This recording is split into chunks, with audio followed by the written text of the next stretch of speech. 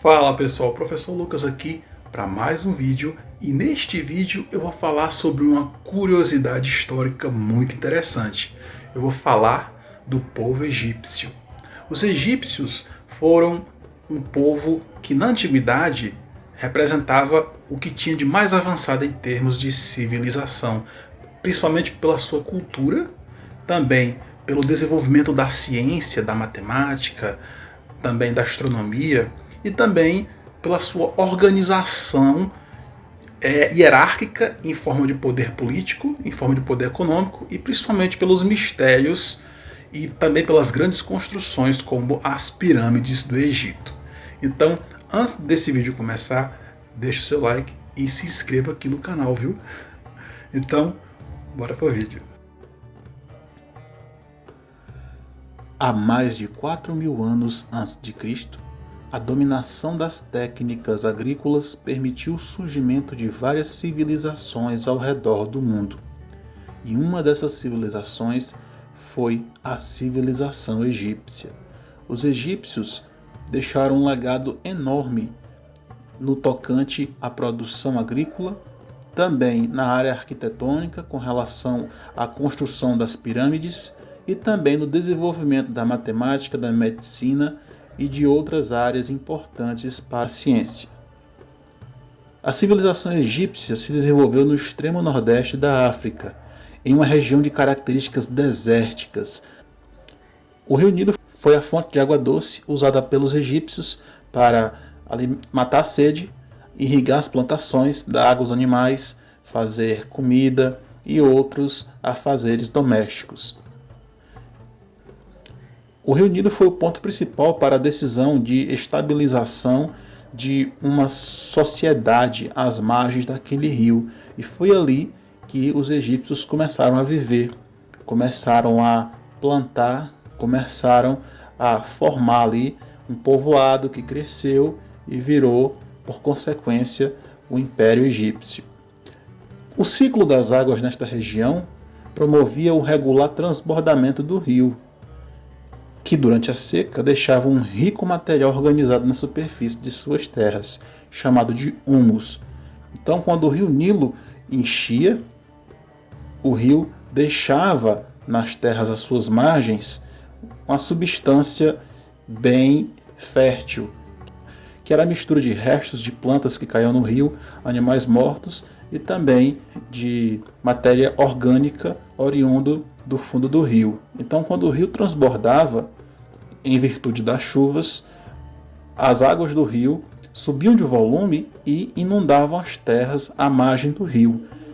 Essas terras, elas eram molhadas pelas águas e essas águas traziam esse material orgânico que vinha de dentro do rio.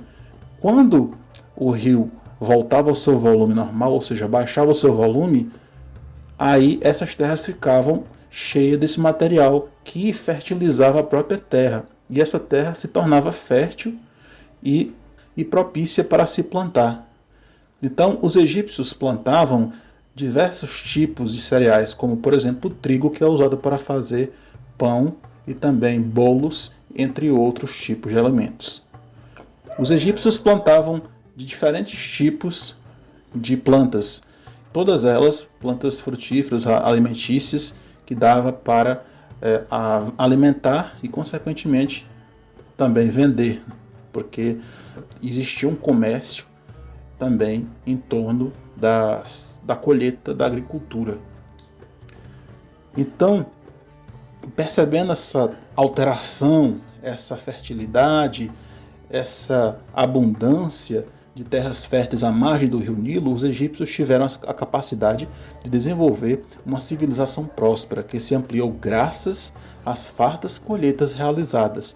Dessa forma, temos definido o processo de desenvolvimento e expansão dos egípcios. No campo político, os egípcios estiveram organizados através da formação dos nomos. O que eram esses nomos? Os nomos eram como se fossem estados dentro de um país. Então, temos o Brasil. O Brasil tem vários estados. O estado do Piauí, o estado de São Paulo, o estado do Rio de Janeiro.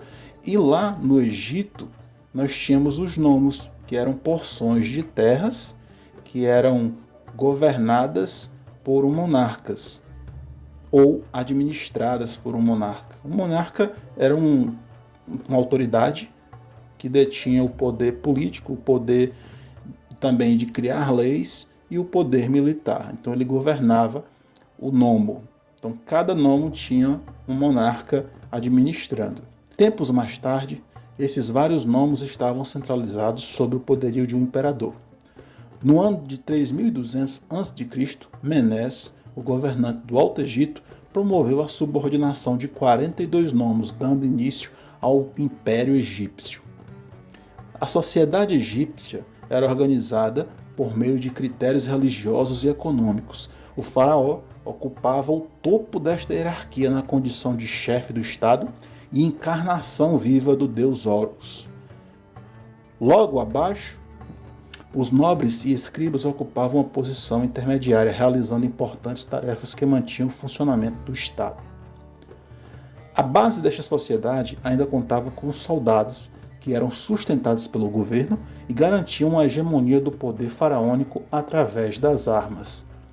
Vale ressaltar que essa era a estrutura da sociedade egípcia. O faraó era o chefe, era o líder supremo que controlava todo o império e ele era a personificação do deus Horus, que era o deus egípcio. Então o faraó tinha uma classe social só para ele. Já abaixo do faraó nós tínhamos os sacerdotes, que organizavam os cultos religiosos e as festividades, por exemplo, a festa da colheita, a festa de comemoração de Ano Novo. Então, tudo isso eram festas religiosas atribuídas aos deuses que tinham lá no Egito, né? Então, depois tínhamos os nobres, que eram pessoas ricas, pessoas que eram donas de escravos, pessoas que tinham muita terra, e também os escribas, que eram pessoas que documentavam, escreviam e documentavam, através de documentos oficiais, tudo o que acontecia no Egito em termos históricos e econômicos. Isso para o conhecimento do Estado, que seria para o conhecimento do próprio faraó. Já na base, lá embaixo, nós tínhamos o que? A sociedade, que ainda contava com soldados, que sustentavam aí a autoridade do governo através das armas.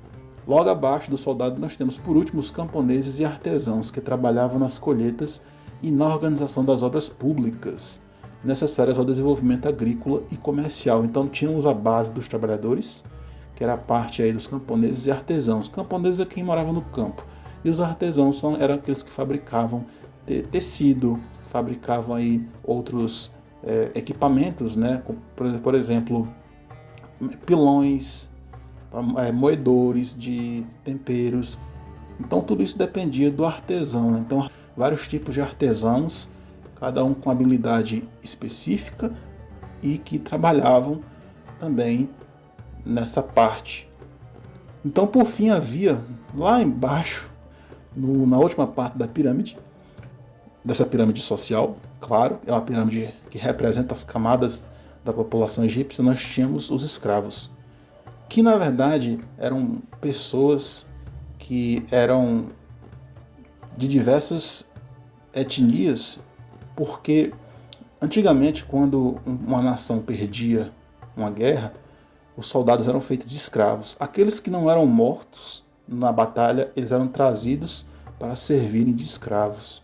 E aí eles morriam como escravos, porque trabalhavam o resto da vida por terem perdido aquela batalha.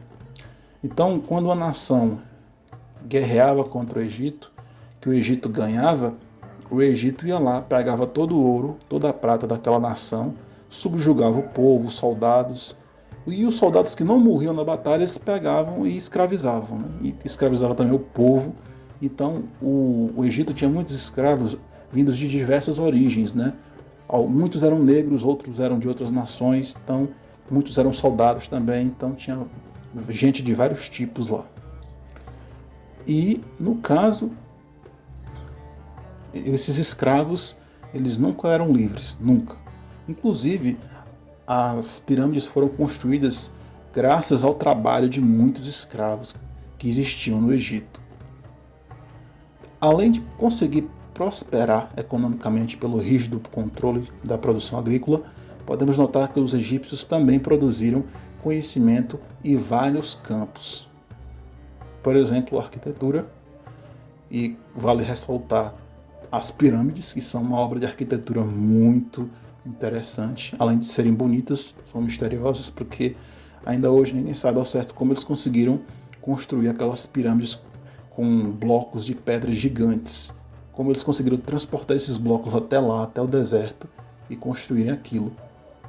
E também não se sabe ao certo para que serviam as pirâmides, se era um templo, se era uma tumba de um faraó, ou se era outra coisa, ninguém sabe ao certo. Mas enfim, também temos outras contribuições do Egito, do povo egípcio, na parte da medicina e também na parte da astronomia. Voltando para a medicina, não tem como não citar a parte da mumificação e do embalsamento dos mortos. Os mortos eram muito respeitados no Egito, então os mortos eles passavam por um processo de embalsamento, e aí a pessoa aí poderia ter aí o seu corpo preservado por muito mais tempo, mesmo depois de morto, e a pessoa era mumificada, ou seja, envolvida em faixas e colocadas num sarcófago, e fazia todo um culto religioso que era uma cerimônia de preparação para preparar a alma do morto para ser entregue ao Deus dos mortos. Então, cada coisa no Egito tinha um Deus. Então, a colheita tinha um Deus, tinha o Deus da guerra, tinha o Deus dos mortos, tinha o Deus do sol, tinha Deus para tudo, né? Então eles eram politeístas. E temos também avanços no campo da astronomia, porque a astronomia foi muito desenvolvida graças aí ao povo egípcio, né? Então nós temos diferentes facetas, né, do legado egípcio na parte da ciência. E vale a pena ressaltar também que a escrita teve um grande avanço com o povo egípcio através dos hieróglifos. Os hieróglifos eram um sistema complexo de escrita egípcia, e era um tipo de escrita, embora a escrita já tinha sido inventada na Mesopotâmia e tinha lá o alfabeto fenício, que foi um exemplo aí de primeiras demonstrações de inteligência humana em termos de codificação de palavras, da invenção da escrita através de símbolos. Nós tivemos também no Egito um avanço dessa escrita através dos hieróglifos, que era a maneira que os egípcios escreviam as palavras. E claro, né, eles escreviam isso em papiros, escreviam em paredes, né, em pirâmides, na parte interna das pirâmides. Então ainda tem muito mistério por trás disso, né, mas vale ressaltar que os egípcios tiveram uma contribuição enorme para a arquitetura, para a medicina, para a astronomia, para a matemática e também para o desenvolvimento da escrita. Então era isso. Se você gostou desse vídeo, deixe seu like e se inscreva aqui no canal. Muito obrigado.